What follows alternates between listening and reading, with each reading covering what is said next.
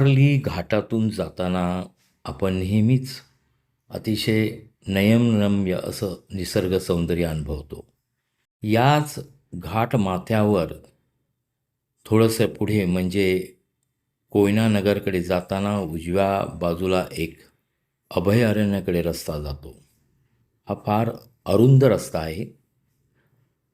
या रस्त्यामधूनच पुढे आपण जेव्हा हळूहळू सरकतो तेव्हा एक 2 ते 3 किलोमीटर अंतरावर हा असा पठारीसारखा प्रदेश लागतो.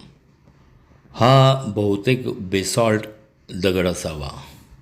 संपूर्ण हे जंगल परिसर आहे आणि इथे प्राण्यांचा मोठा वावर आहे, ज्यामध्ये गवा, बिबट्या, अस्वल असे प्राणी आढळून येतात.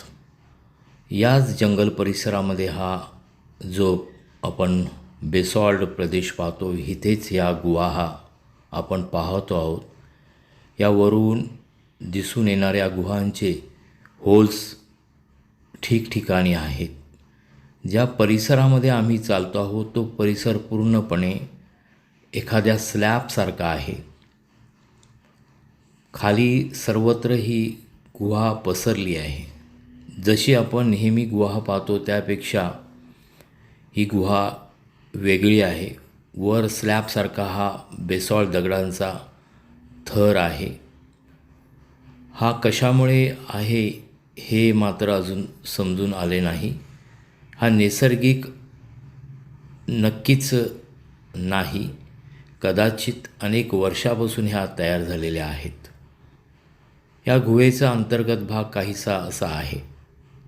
या ठिकाणी पूर्णपणे मोकळा भाग दिसतो आहे. कदाचित या ठिकाणी प्राण्यांचाही वावर असावा. अस्वल किंवा अन्य प्राण्यांचा वावर दिसतो. हे जे पाहतो आपण आहोत हा सगळा ही सह्याद्रीचा परिसर आहे. अतिशय सुंदर नयनरम्य. आपण ॲडव्हेंचरसाठी नक्कीच इथे भेट द्या. धन्यवाद.